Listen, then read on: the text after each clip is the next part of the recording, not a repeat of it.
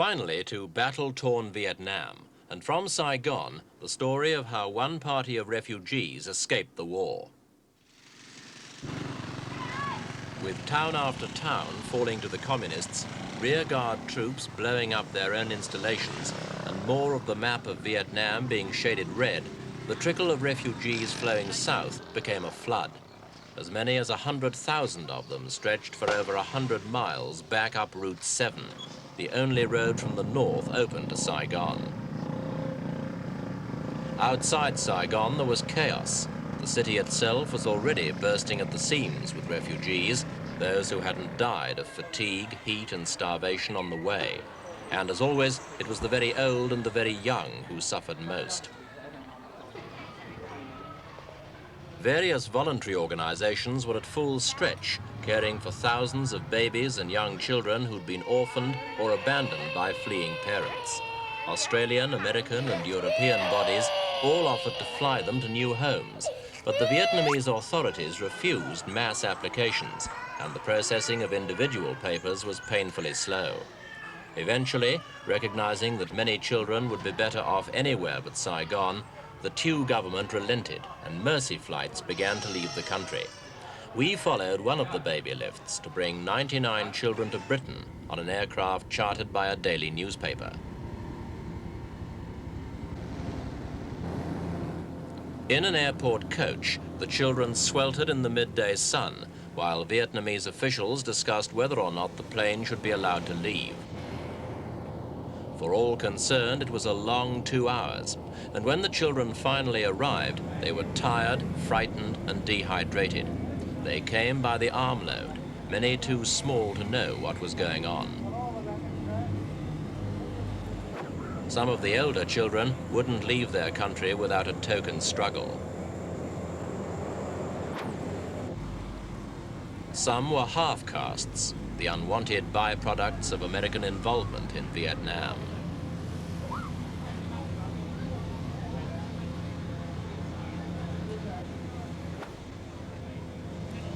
The last tiny orphan boards and leaves the chaos, confusion, the danger that is Saigon. Through the night, the plane flew towards Britain, where the flight was a controversial issue.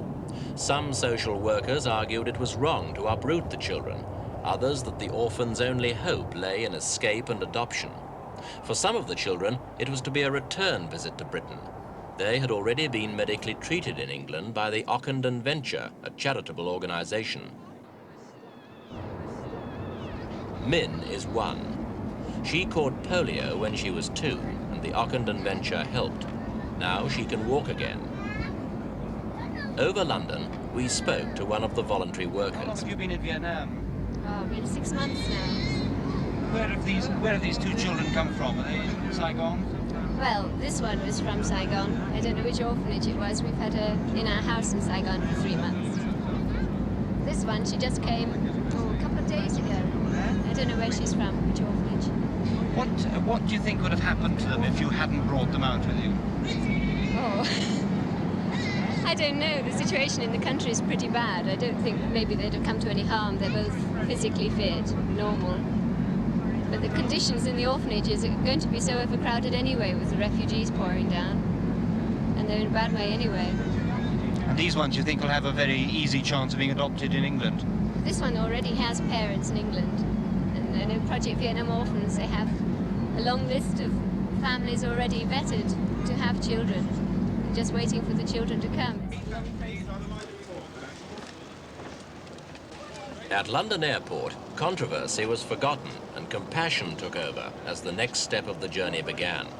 Wrapped up against the cold midnight air, the first children were surrounded by eager helpers, anxious to get them aboard a coach for the terminal's lounge and a welcome meal. Even for those old enough, there was barely time to wonder whether Britain would be their new home or whether they'd be staying only until peace returns to their own country.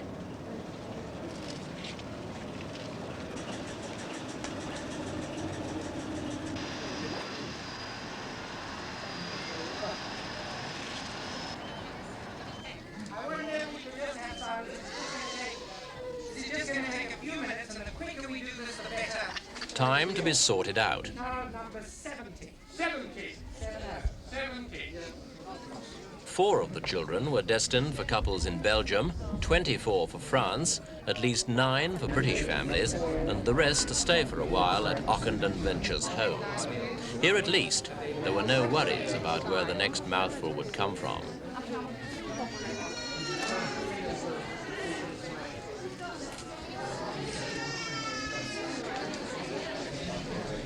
Are there any other children here that anybody is worried about from a medical point of view? Ambulances brought the evacuees to Ockenden Ventures home at Hazelmere in the heart of the Surrey countryside. But at 5 in the morning, it was too dark for the arrivals to see much of their new surroundings. Here at Hazelmere and at the organisation's other home at Camberley, the future of the orphans will be arranged. Though for the time being, that could wait. Food and bed had to come first.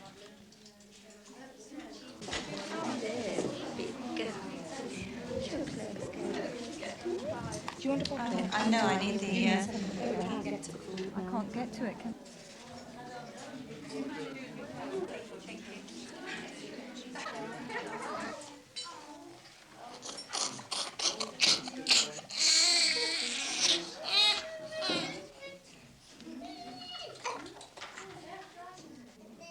Being tucked into a safe, warm bed, well fed and in clean clothes. The horror of Vietnam must have really seemed half a world away.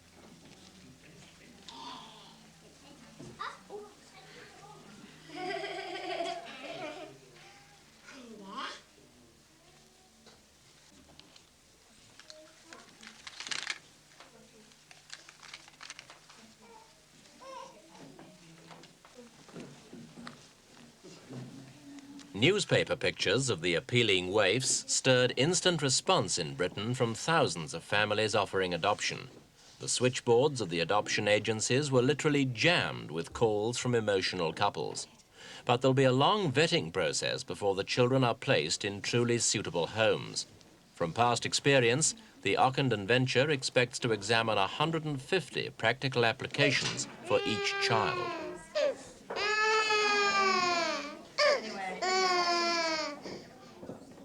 After a peaceful night's sleep that was disturbed by not a single cry, the children were up and about, investigating the venture's home and making friends.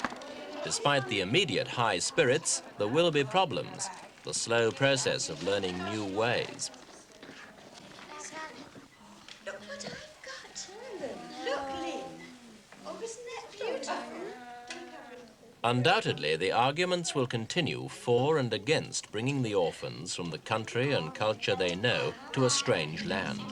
But hopefully, that will be above the heads of these children, and for them, the future will only be full of peace.